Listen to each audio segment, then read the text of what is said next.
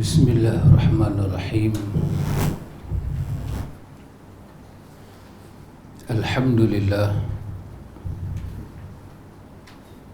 Allahumma ati nafsi taqwaha wa zakkiha anta khairu man zakkaha anta waliyuha wa maulaha. Amin. Allahumma amin. Amma ba'du. Ikhwatul iman, ikhwatu fid din, a'azzakumullah wa uhibbukum fillah. Usikum wa iyaya bitaqwallah faqad faza man ittaqa. Alhamdulillah ikhwatul iman, dengan limpah kurnia daripada Al-Latif Ar-Rauf, kita boleh menyambung kuliah Riyadhus Salihin.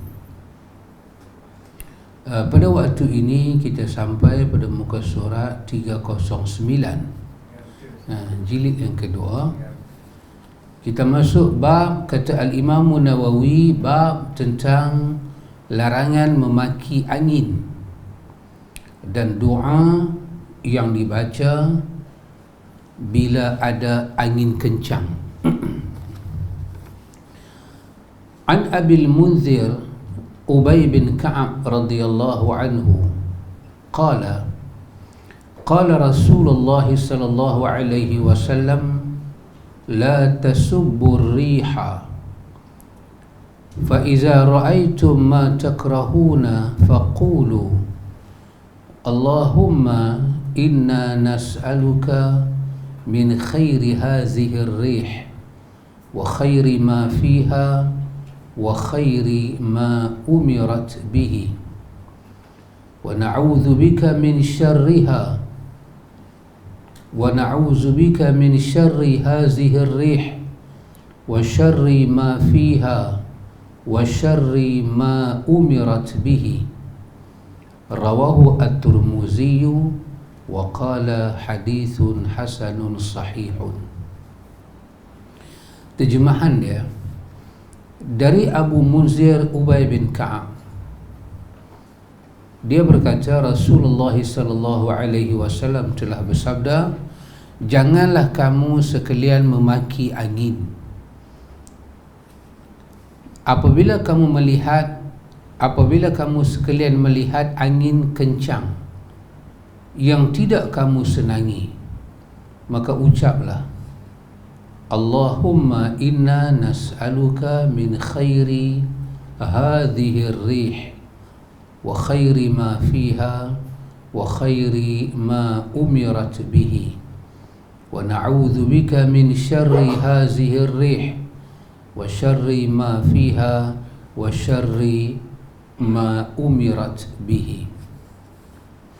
Kira-kira maksud dia, wahai Allah, sesungguhnya kami memohon padamu akan kebaikan angin ini, kebaikan apa yang terkandung di dalamnya, dan kebaikan apa yang diperintahkan kepadanya, serta kami berlindung diri dari kejahatan angin ini, kejelekan angin ini, kejelekan apa yang terkandung di dalamnya, dan kejelekan apa yang diperintahkan kepadanya. Hadis ini riwayat daripada Imam At-Tirmidzi dengan katanya hadis ini sanad dia hasan lagi sahih.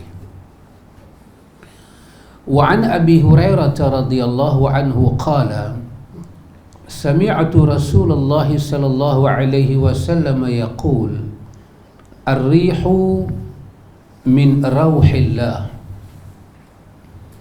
ta'ti birrahmati wa ta'ti bil 'adzabi فإذا رأيتموها فلا تسبوها واسألوا الله خيرها واستعيذوا بالله من شرها.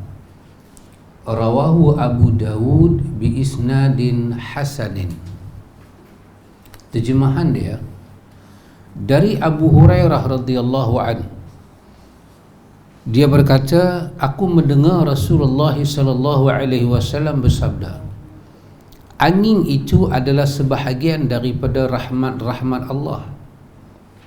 Kadangkala angin-angin itu membawa bencana.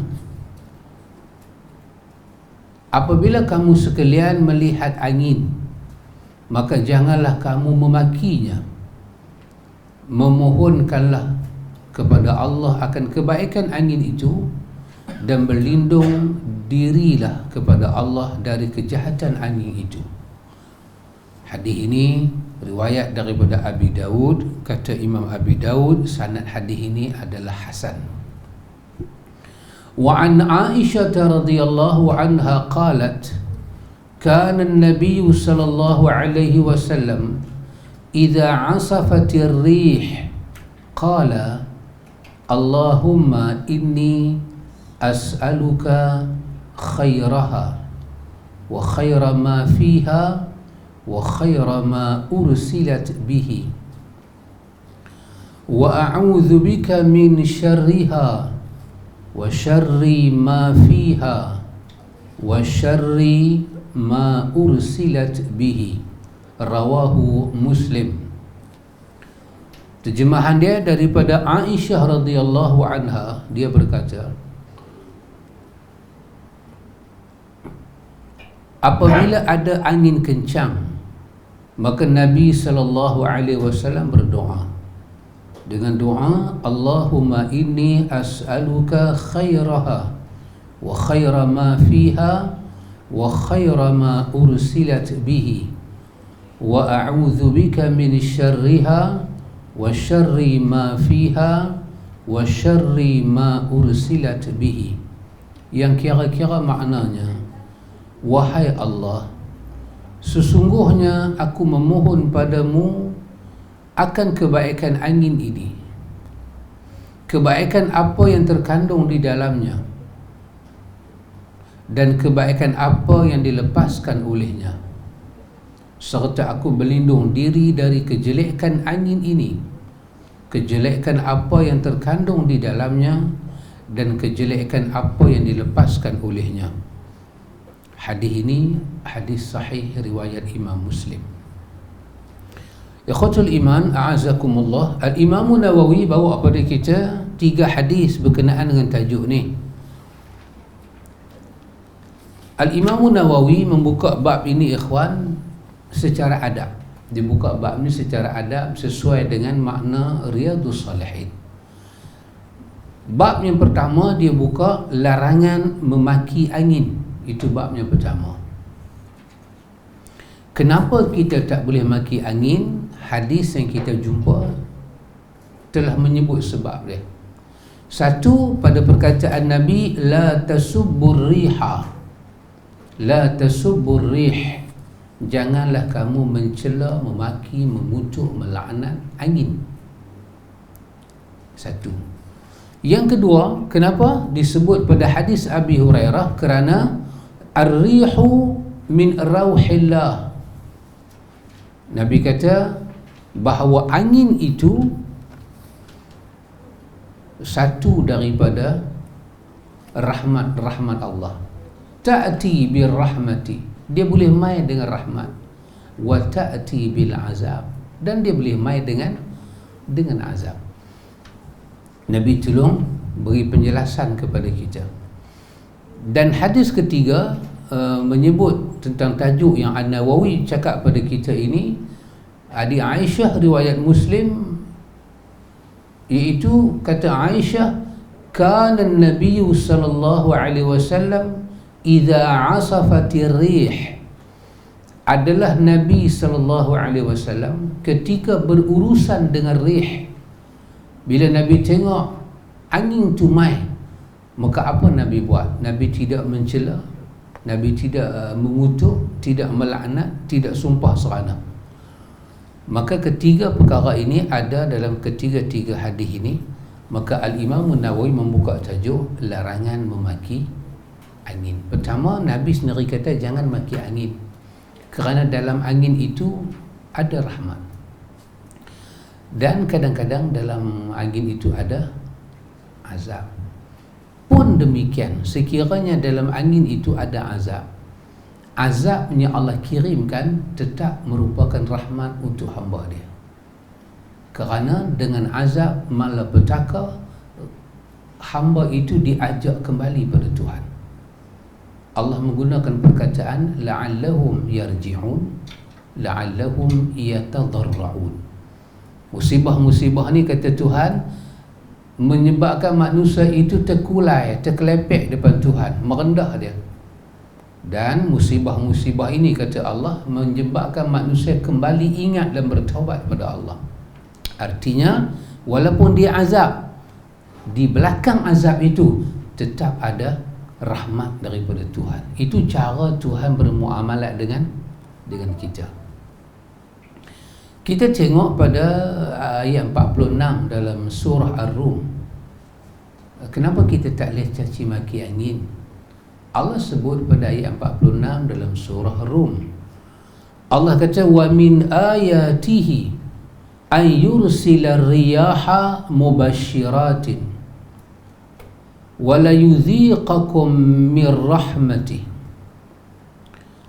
Allah kata dan daripada tanda-tanda kebesaran Allah, wa min ayatihi, dari tanda kebesaran Allah, an yursila riyaha, Allah mengutuskan angin.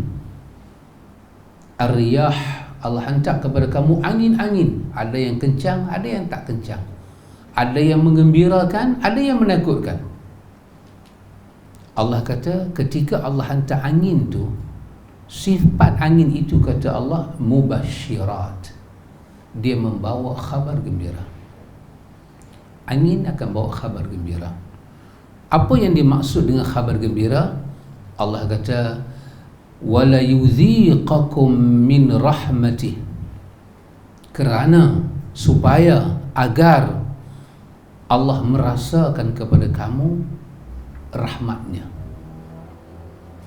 Angin satu daripada tanda kebesaran Tuhan. Allah hantar dia sebagai mubasyirat, sebagai khabar gembira. Apakah khabar gembira itu? Khabar gembira itu adalah rahmat. Dalam angin itu ada rahmat. Nabi kata dia boleh main dengan rahmat. Apakah yang dimaksud dengan rahmat itu? Iaitu hujan. Bila angin itu datang dengan sifat lembut dia, dengan sifat tidak menakutkan, dia datang dengan sifat gembira dia membawa khabar gembira berisikan rahmat, yang rahmat itu adalah hujan. Dan Allah Subhanahu wa taala kata pada kita ikhwan dalam surah Yunus ayat yang ke-6, Allah kata dekat kita, wa ma khalaqallahu fis samawati wal ardi la ayatin liqaumi yattaqun. Ini semua dalil menyatakan kita tak boleh cerca makhluk Allah yang nama dia angin, tak boleh cerca, dan apa yang berhubung dengan dia. Wa ma khalaqallahu fis samawati wal ard,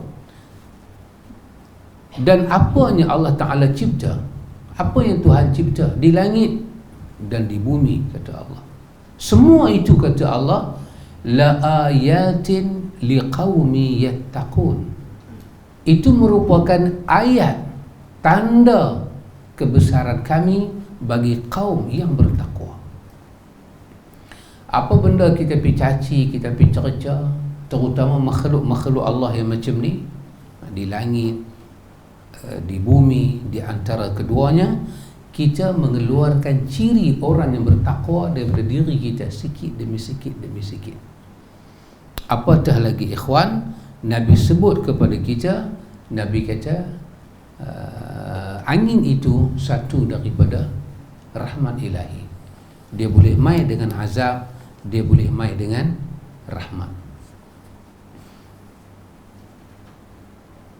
Dulu ikhwan, Allah cerita dalam Quran, Allah cerita pada kita dalam Quran, Allah angin ini Allah kata tak ada siapa boleh kontrol dia, tak ada siapa boleh perintah dia, hanya Allah saja boleh perintah. Maka Allah kata wali Sulaiman, Allah kata bagi Sulaiman, kami bagi kepada dia angin yang berjalan dengan izin kami. Allah telah guna angin sebagai satu makhluk, Allah tundukkan dia untuk Nabi Sulaiman pakai. Maka angin satu daripada makhluk Tuhan yang dengar cakap Tuhan. Jadi mana-mana makhluk Tuhan yang taat kepada perintah Tuhan, kita tak boleh celah. Allah menyebut dalam ayat dia, ala lahul khalq wal amru. Ingatlah kata Allah, bagi Tuhanlah penciptaan dan memerintah. Siapa pun tak boleh kata apa kat angin. Yang kita boleh kata ni angin kita ni lah, angin yang kita buat ni, lagu ni kita boleh kontrol. Tapi angin di luar sana melibatkan musim, cuaca, negeri, ini Tuhan. Allah kata Tuhan telah perintahkan angin untuk khidmat kepada Sulaiman. Bukan Sulaiman yang berkuasa pada angin, Tuhan yang telah menundukkan musakharatin bi amri. Di musakharatin bi amri, Allah telah pun menundukkan angin menjadi suatu kemudahan dengan perintahnya kepada Sulaiman.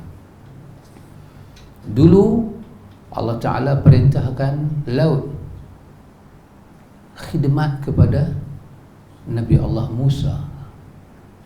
Laut dengar cakap Allah. Allah kata belah. Dia belah dua. Nabi Musa boleh berjalan. Lepas tu Fir'aun mai, dia ada isyarat sendiri. Dia kata tengok, laut pun dengar kata dia. Last sekali dia arwah dalam laut. Dan satu masa dulu Allah Jalla wa'ala tundukkan api untuk Nabi Ibrahim. Dan api dengar cakap Tuhan. Subhanallah. Jadi mana-mana makhluk yang mereka terikat dengan perintah Tuhan, kita tak boleh celah. Maka kerana itu, ada bahagian pertama yang Al-Imam Nawawi nak kita tahu bahawa ada larangan keras dalam agama, di dalam wahyu, tidak boleh mencela angin. Jadi kalau kita tak boleh mencela angin, angin mai dengan sifat yang kedua dia. Sifat apa? Sifat menakutkan. Maka Al-Imam Nawawi buka pada kita bab yang kedua dalam satu tajuk tu, iaitu doa yang dibaca semasa angin kencang. Tengok, hanya berdoa pada Allah saja. Dan ini ikhwan, saya ingin katakan sepatah. Apa dia ikhwan? Ini doa ni, ini nama dia adab kita dengan Tuhan berkaitan dengan makhluk dia.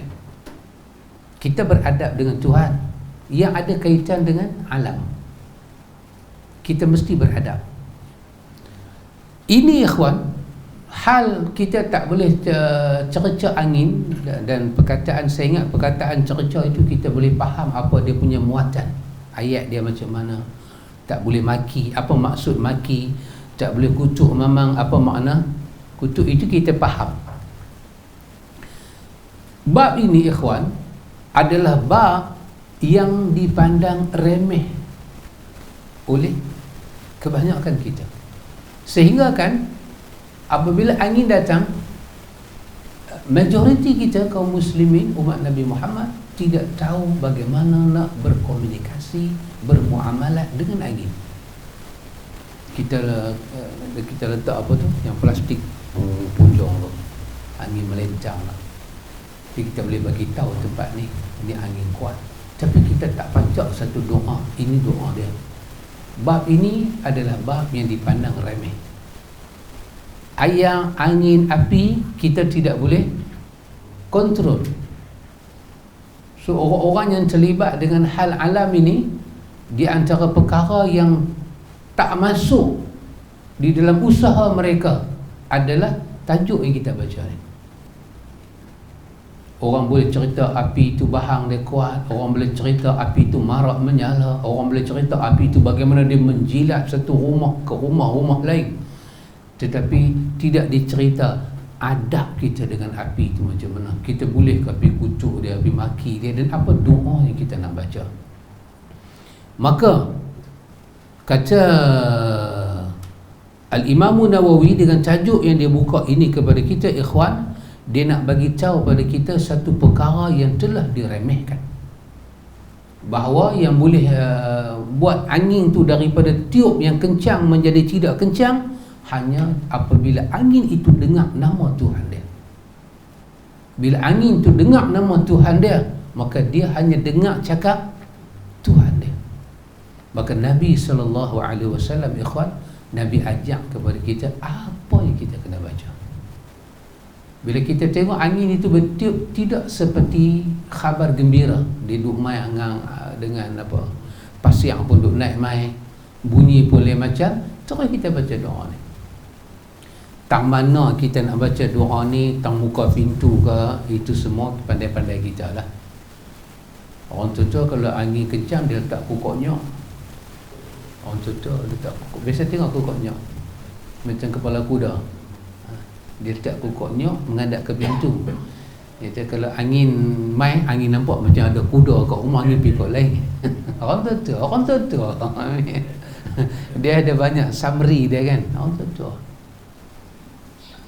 tapi inilah doa dia.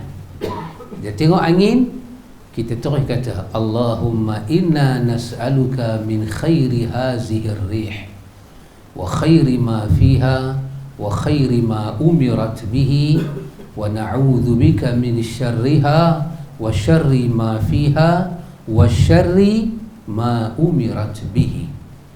Itu doa ni datang dengan 2-3 lafaz yang kesemuanya sabit daripada Nabi. Bila kita baca doa ni, ikhwan, ini adalah sunnah. Dan angin itu bila dia dengar kita berlindung pada Allah daripada dia, daripada apa yang ada dalam dia, dan daripada apa tujuan dia diutuskan, maka dia akan reda. Kita tak payah nak alih awan ke, doa alih awan, nak pergi bayang awan siapa jaga? Kalau pokok Nabi apa jaga pokok? Nabi Ilyas jaga pokok. Nabi Khidir jaga apa? Jaga laut lah. Bila dia jaga laut. Angin ni siapa? Awan siapa jaga? Nabi mana pula? Kesian kat Nabi ni, hidup kena dakwah, mati kena jaga pula. Kesian. Tak habis kerja para Nabi ni. Baik ikhwan, di sini ikhwan, di sini baik saya baca dulu hadis yang kedua ni, sebab dia ada kena mengena dengan ini. Baik, bab yang berikutnya Al-Imam Nawawi buka bab berkenaan dengan iaitu tentang makruh memaki ayam jantan, ayam jago. Ayam jago ni ayam belaga, ayam yang suka berkelahi. An Zaid bin Khalid Al-Juhani radhiyallahu anhu qala Rasulullah sallallahu alaihi wasallam la tasubbu ad-dik fa innahu yuqizu lis-salati, rawahu Abu Dawud bi isnadin sahih. Terjemahan dia dari Zaid bin Khalid Al-Juhani radhiyallahu an, dia kata Rasulullah sallallahu alaihi wasallam telah bersabda, janganlah kamu sekalian memaki ayam jantan. Janganlah kamu sekalian memaki ayam jantan, ayam jago. Kerana sesungguhnya ayam jantan itu dapat membangunkan untuk solat. Subhanallah. Kata Imam Abi Dawud, sanad hadis ini adalah sahih dan disetujui oleh para ulama. Sanad dia memang sahih. Bila kita dengar ayam jantan berkokok, Nabi kata janganlah marah kat dia. Dia nak gerak hang semayang. Dahsyat ayam. Dalam riwayat yang sahih Nabi sebut apa dia? Nabi kata kelebihan mata ayam ni dahsyat, dia boleh nampak malaikat. Jadi ada masa-masa tertentu walaupun tak masuk waktu semayang, dia akan berkokok.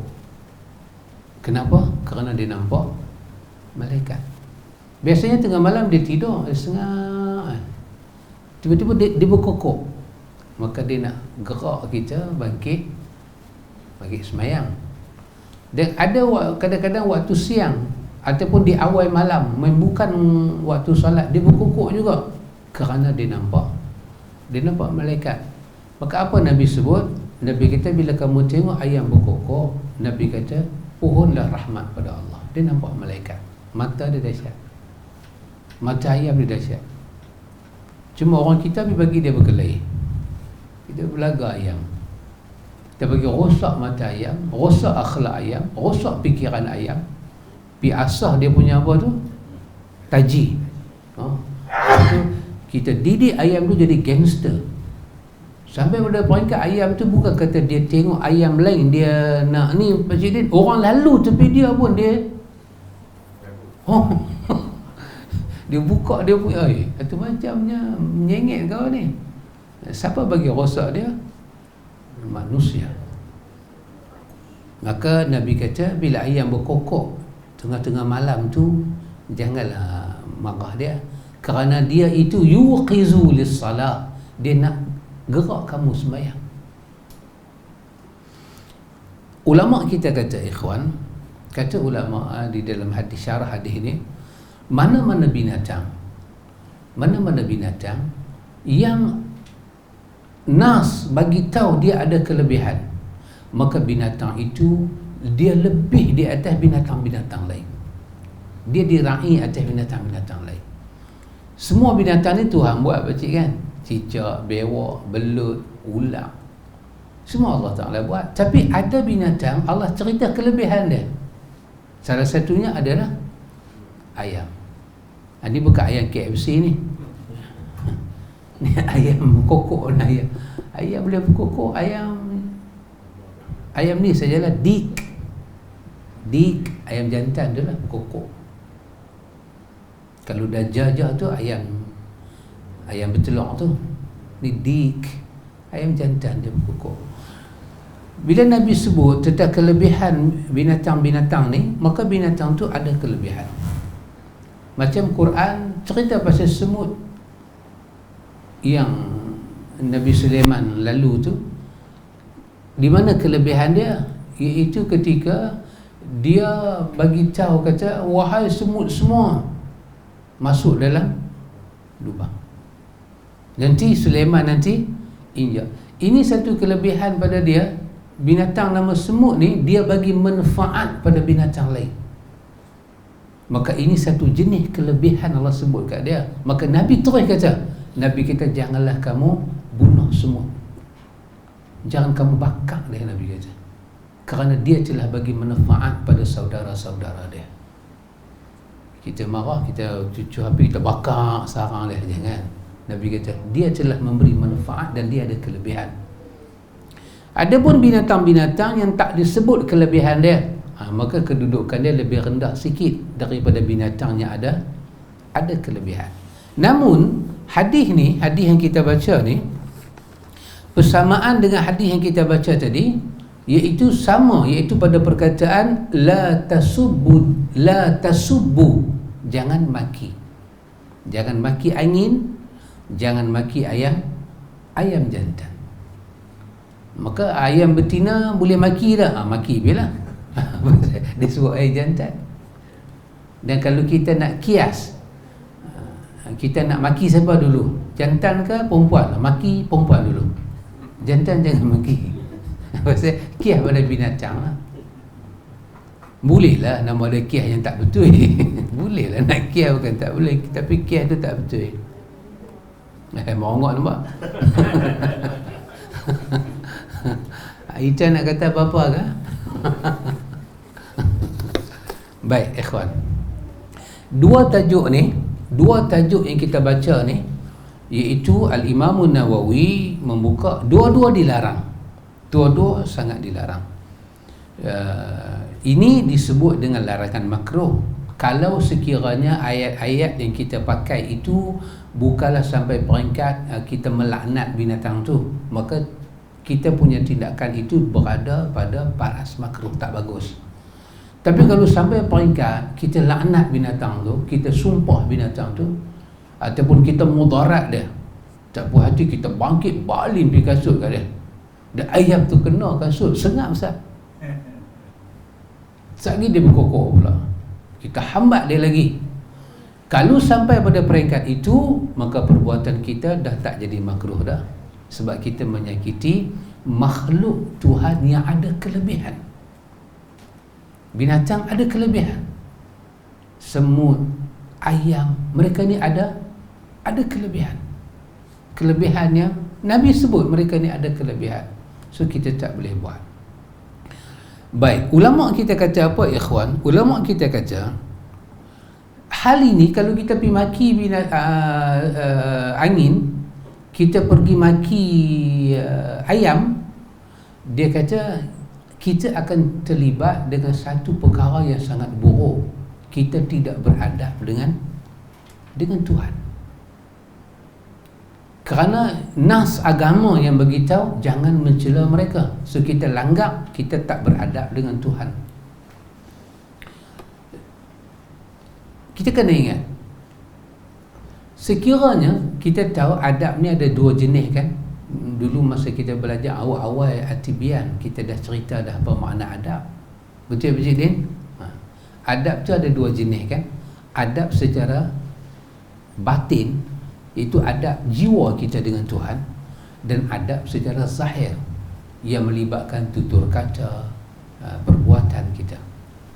Satu perkara yang menjadi satu durus al-muhimmah, pelajaran yang penting yang kita kena tahu apa dia ikhwan, bahawa sekiranya adab kita rosak secara batin, maka hukuman yang Tuhan akan bagi pada kita adalah hukuman jenis kebatinan.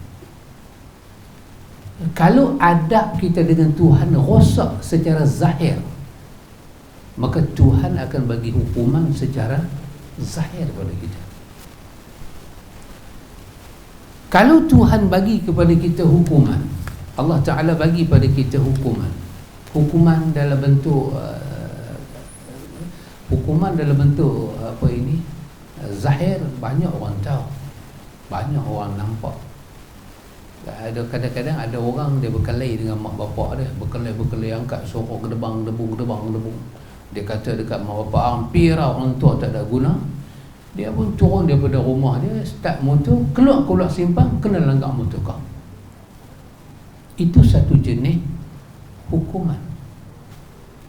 Tuhan bagi itu takdir, nak mendidik dia, nak tegur dia dandan, kerana dia rosak akhlak adab secara zahir. Yang ni banyak ikhwan.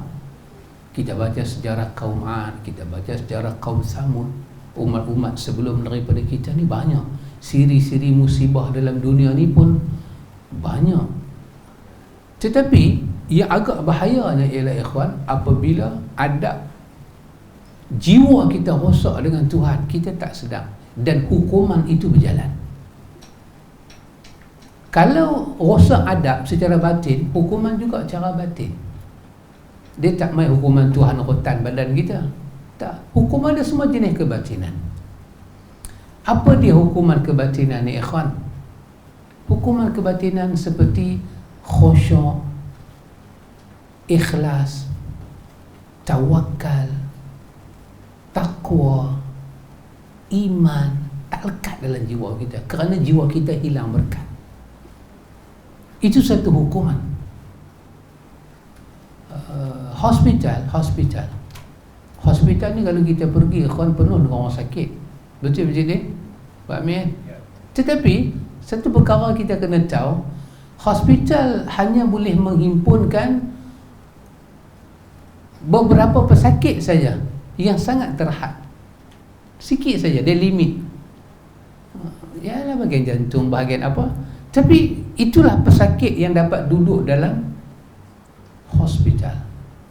Tetapi ikhwan, alam di luar ni, terutama alam sejagat ni, dia adalah satu hospital yang besar. Sehingga kan pesakit-pesakit yang ada di alam ni, dia tak sedar dia sakit. Kenapa? Kerana hospital ni terlampau besar. Tak sedar kata dia sakit. Dia sakit apa? Dia sakit jiwa. Dia semayang puluh tahun, dia tak dapat khusyuk. Dia belajar agama, dia mengamalkan agama, dia tak dapat ikhlas. dia berzikir, baca Quran, dia tidak dapat mutmainnah yang Tuhan janji. Kenapa? Kerana Tuhan hukum hati dia. Kenapa Tuhan hukum hati dia? Kerana dia telah tidak beradab secara batin dengan Tuhan. Kalau saya tanya sepatah, hari ni hari Khamis, kemarin Wednesday, makna sebenarnya tak ada kuliah. Kuliah kita yang hari sebelum Rabu tu, Selasa, kuliah At-Tibyan. Bermakna kita ke belakang berapa hari? 2 hari saja ke belakang. Cuba ingat balik kelas kita. Saya ada cerita lebih kurang 16 adab kita dengan Tuhan. Ada ingat tak? Ada ingat tak? 16 adab kita dengan Tuhan.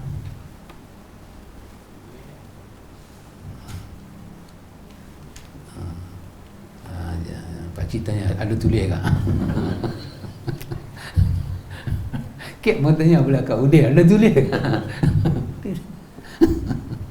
Mama tulis, nampak? Mama buka terus. Kalau tanya melekat ni. Adab itu adalah adab kita dengan Tuhan yang kita boleh pakai dalam solat, luar solat, ketika baca Quran. Tetapi ikhwan, ingin saya katakan, kalau kita tak tahu 16 adab tu, itu adab yang berkaitan dengan masa tertentu, situasi tertentu. Sekurang-kurangnya ikhwan, sekurang-kurangnya saya katakan kepada antum, ada 1, 2, 3 adab kita dengan Tuhan yang kena menjadi adab seumur hidup kita. Luar semayang itu kena ada, dalam semayang pun kena ada, masa kita bekerja pun kena ada, masa kita nak tidur pun kena ada, masa kita duduk mandi dengan berkembang dalam pancung itu pun kena ada adab. Sebab kalau adab ni tercabut, kita dengan Tuhan, kita pasti dihukum oleh Tuhan secara batin. Apa dia ikhwan? Adab yang paling besar. Ini adab kebatinan kita dengan Tuhan. Paling besar. Satu, dan kita kena ingat, husnuzannu billah. Seorang hamba sentiasa kena baik sangka daripada Tuhan. Tuhan bagi nikmat, dia baik sangka. Tuhan bagi musibah pun dia kena baik sangka. Duk tak duk dia sakit, duk tak duk dia susah, dia kena baik sangka, ni Tuhan ni nak tegur aku ni, ni Tuhan ni nak suruh aku bertaubat ni. Duk tak duduk, dia tak pernah rancang pun nak buat dosa, tiba-tiba dia jatuh dalam lubuk dosa. Jangan buruk sangka dengan Tuhan, jangan membenci diri sendiri. Sebaliknya dia kena ingat Tuhan nak terima taubat dia. Kalau tidak ada makhluk manusia yang bernama pendosa, Allah akan hapuskan, akan cipta hamba yang berdosa, dan dia akan hidayahkan dia minta ampun, dan dia nak ampun dia. Apa saja Allah bagi pada kita, kita kena baik sangka pada Tuhan. Ya. Masa tak semayang, masa semayang, masa duduk makan, masa berjalan, masa pergi cuti, masa pergi Cameron Highland. Senang ke cuti sekolah nak naik Cameron Highland? Satu punya musibah nak naik dalam itu berjam-jam. Tu pun ada orang boleh pi. Ish. Pilah lepas cuti sekolah. Nak pi juga. Masa dia nak konon naik itu, dia nampak dah jam. Dia pun kata jam teruk. Dia pi lagi. Punya jam betul-betul ada. Mesti kita ada baik sangka pada Allah. Satu. Yang kedua apa dia? Hak ni kena ingat ikhwan. Bila saya tanya pun kena ingat. Hak tadi 16 tak ingat tak apa, bunyi pun 16. Yang ni mesti ingat. Yang ni dia kena lekat dengan hati kita. Yang kedua apa dia? Yang kedua, siqatu biwa'dihi. Kita kena siqah dengan janji dia. Apa makna dia? Percaya dengan semua janji baik dia. Apa Tuhan janji nak bagi pada kita, kita mesti beriman, tasdiq, siqah biwa'dihi. Ini adab kita dengan Tuhan. Orang bersedekah nak dapat apa, orang yang tolong orang nak dapat apa. orang yang kena musibah, kena ujian, dia nak bagi apa. Kita dengar semua janji Allah daripada kalam dia dan kalam Rasul dia yang sahih, maka kita siqahlah diri kita, kita percaya janji dia. Yang ketiga apa dia, ikhwan? Yang ketiga, adamul i'tirad alaihi wa khalqih. Ini ada kena mengenang dengan tajuk kita baca tadi. Adamul i'tirad alaihi. Kita bagi tak ada pada diri kita ni, kita hilangkan daripada kita, daripada diri kita ni i'tirad alaihi. Kita bertentang dengan Tuhan, kita bertentangan dengan dia. Kalau dia kata ke sini, kita nak lawan dia, kita nak pergi ke sana. Ataupun i'tirad ini juga kita boleh pakai dalam bahasa semasa, kita banyak komen Tuhan, kita banyak komen Tuhan dan apa yang dia cipta. Awak dia cipta macam ni ya? Kata dia adil, pasal apa dia buat lagu ni ya? Itu nama dia i'tirad. Adamul i'tirad alaihi wa khalqih.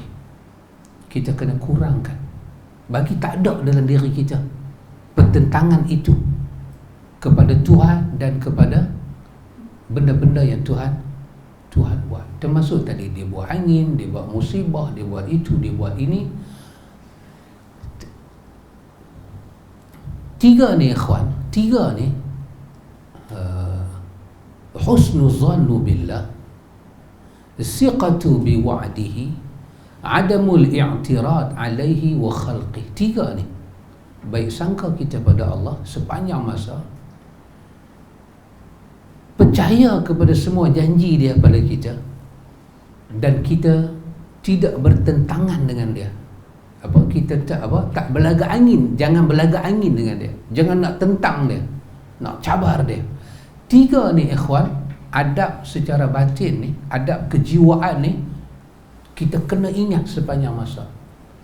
Apabila ada masa tiga benda ni terangkat daripada hati kita, bermakna kita mula buruk sangka pada Tuhan, ketahuilah ikhwan, Tuhan akan hukum hati kita. Orang yang buruk sangka pada Tuhan ni, pertama sekali apa Tuhan akan buat pada dia? Tuhan akan putuskan rahmat dengan dia. Tempat letak iman itu, iman, takwa, tempat tu tak ada rahmat, bagaimana takwa nak duduk? Dalam ayat Allah kata, kalau penduduk negeri itu beriman dan bertakwa, kami buka kepada mereka daripada langit dan bumi pintu-pintu berkat. La fatahna alaihim barakatin minas sama'i wal ard, dalam Al-A'raf. Kami buka pintu berkat. Bila ada musuh besar kepada iman ni dan buruk sangka kepada Allah ni ikhwan, sebesar-besar dosa, dia membawa sampai kepada peringkat syirik, orang boleh keluar daripada agama, besar punya dosa, ada, Tuhan tak akan terima satu pun amal kita. Satu orang yang buat ibadat kepada Tuhan tapi tak pernah percaya dengan janji Tuhan, Tuhan tak akan terima satu ibadat dia. Satu orang yang selalu berlaga angin dengan Tuhan, dia komen Tuhan, dia kritik Tuhan, dia atas apa-apa yang jadi pada dia, dia tengok sana, dia komen, dia tak habis-habis lagi ke musibah, tak habis-habis lagi ke, sudahlah. Lepas tu dia buat ibadat, dia zikir, dia semayang, maka Tuhan akan hukum dia secara batin. Yang dia tak sedang, dia sedang menerima hukuman. Kenapa memang? Kerana alam ni satu penjara yang luas, sehingga kan banduan-banduan yang ada tak sedar kata dia sedang menjalani hukuman. Hukum batin dia. Bertahun-tahun dia semayang, dia tak dapat khusyuk. Bertahun-tahun dia semayang ibadat, dia tak dapat ikhlas. Bertahun-tahun dia mengaji, dan dia mengaji sebaik-baik benda, sebaik-baik manhaj, semulia-mulia manhaj, dia tak dapat ikut manhaj itu. Itu bermakna apa? Jiwa dia dihukum oleh Tuhan, dia sedang menjalani hukuman. Orang yang bebas, jiwa dia bebas, hurriyah, jiwa dia tak dihukum, lekat semua. barakah Quran lekat, barakah iman lekat, barakah amal saleh, semuanya lekat. Dia boleh buat, mudah. Diri dia, zuriat dia, keturunan dia, semua boleh buat. Tapi petanda kata hati kita tak ada berkat, sampai kita sendiri mengaku, ya Allah, saya semayang selama ni saya tak pernah rasa khusyuk. Ikhwan, kena rawat jiwa, istighfar. Ayat 18 kan, yang Imam Ibn Qayyim kata sebesar-besar ayat. Kita kena istighfar dan minta pada Allah, ya Allah, hang bagi aku nampak di mana silap aku ni, hang bagi aku nampak. Sebab musibah paling besar apa dia? Bila Allah tutup hati kita, nampak kita salah dengan Tuhan. Itu musibah paling besar. Kita tak nampak kata kita salah dengan Tuhan. Ini musibah paling besar. Itu satu hukuman Tuhan bagi pada kita. Jadi bila tengok yang kata maki angin tadi, maki ayam tadi, dia duduk macam mana? Dia duduk nombor 3 tadi, iaitu i'tirad alaihi wa khalqi. Kita kritik Tuhan dan makhluk-makhluk dia. Allah bagi angin, dan dia terlupa ada. Itulah dikatakan tadi bahawa doa ni satu sunnah yang sangat dipandang remeh oleh orang. Sangat dipandang remeh. Orang tahu doa sembahyang hajat, orang tahu doa apa lagi mama? Doa paling susah, doa apa? Doa sembahyang hadiah. Jangan cari pasal Abang. Doa sembahyang hadiah ni paling susah. Nak niat pun susah, cara buat pun susah. Betul ke? Tak ada duit tak boleh buat lah, mesti kita dah kena upah orang. Tapi orang boleh hafal. Angin ribut ni, malapetaka ni duk berlaku, saban hari berlaku, tapi orang tak tahu doa berinteraksi dengan alam. Ya subhanallah. Itu dikatakan doa sebesar ini menjadi satu doa yang diremehkan oleh orang. Tak ada. Doa lagi susah apa dia? Doa menundukkan ulang. Bila tengok ulang main bambu. Kalau snake tak apa, ni bambu, Allah punya bambu main. Ada doa. Sebenarnya salam ala siapa? Salam ala Sulaiman ke Nuh ke? Salamun ala Nuh, Sulaiman. Lupa dah. Dulu apa lah juga. Bagi salam, salamun ala Nuh kot. Salamun ala Nuh min rabbil alamin. Tu ulang tu nanti. Ulang tu, Nabi Nuh ni ulang bodoh, tak pergi sekolah. Dia pun tak tahu Nabi Nuh dah mati lama dah, sebut nama Nuh. Ulang pergi. Subhanallah. Susah-susah punya doa buat mik. Susah punya doa boleh apa. Tapi doa ni orang tak apa. Sebab dia dipandang remeh. Sedangkan dia punya fadilat apa dia? Angin tu akan reda. Angin tu akan Udin kena hafal Udin kena hafal. Dia tengok angin main, buka tingkap baca doa ni. Tak mesti keluar, wahai angin, aku tahu asal usul kau. Baca doa ni. Dia tiangkat kita pergi tu amat. Duduk dalam rumah, nak duduk boleh, menghadap kiblat boleh, tak menghadap boleh, sambil baca nak tengok dia boleh, ataupun sambil baca nak menyorok bawah cushion pun boleh, pasal dia kencang sangat. Tapi jelasnya kita baca. Masa azan. No, Nabi tak ajak azan. Nabi kata baca doa. Allah api azan pula. Selalu yang tak nampak tu. Dia buat doa azan terakhir. Dah azan saat ni kena kamat pula, semayang pula. Alah, buat ramai pula. Nabi suruh baca doa api azan pula. Mau kawan tu dekat tukang tidur dekat orang azan usolli fardhu zuhri. Cantik. Pasal apa kita ni jenis cik gang? Kita ni cik gang buat mik ni. Kata kebanyakan orang bila ada kata bila ribut ke apa dia pasti ada. Mesti kebanyakan orang buat. Orang bodoh Allah. maknanya dia pun tak jumpa dalam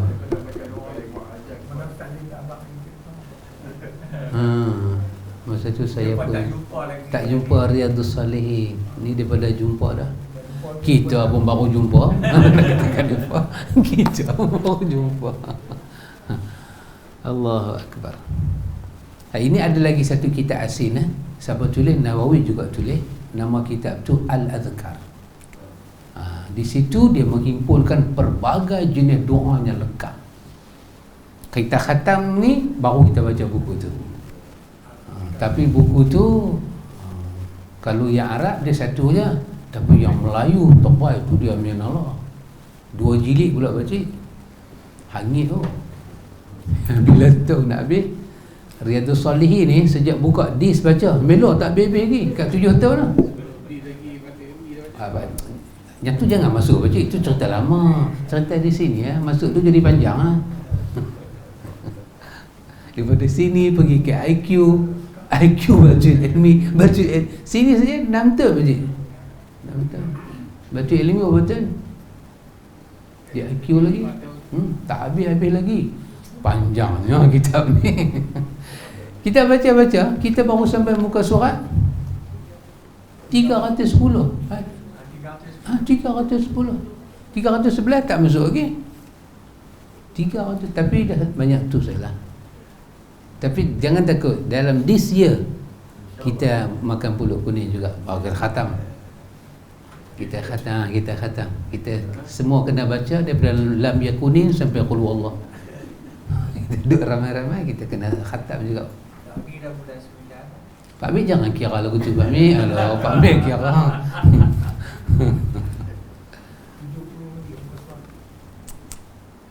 Tengok nah, peradaban.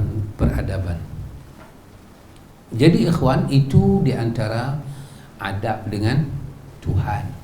Jadi kita kena ingat, apabila kita kritik pada makhluk-makhluk Tuhan, bermakna yang sedang rosak apa dia dalam diri kita? Adab secara kebatinan jiwa kita. Dan bila adab itu rosak secara jiwa, ingat ini durus al-muhimmah. Ini di antara perkara penting kita kena tahu. Hukumannya juga bersifat kebatinan. Dia bukan bersifat kena rotan ke, dia bersifat batin. Dalam banyak-banyak hukuman kebatinan ni memang, apakah yang paling mengerikan kita? Iaitu apabila Allah cabut daripada hati kita rahmat dan berkat. Habis semayang kan, tapi Allahu Akbar, kita kata Allah kau subhanallah sujud. Kalau kita duduk semayang lagu tu, hati kita kosong, hati kita pergi ke tempat lain. Kita pun tahu apa nilai semayang kita depan Tuhan kan.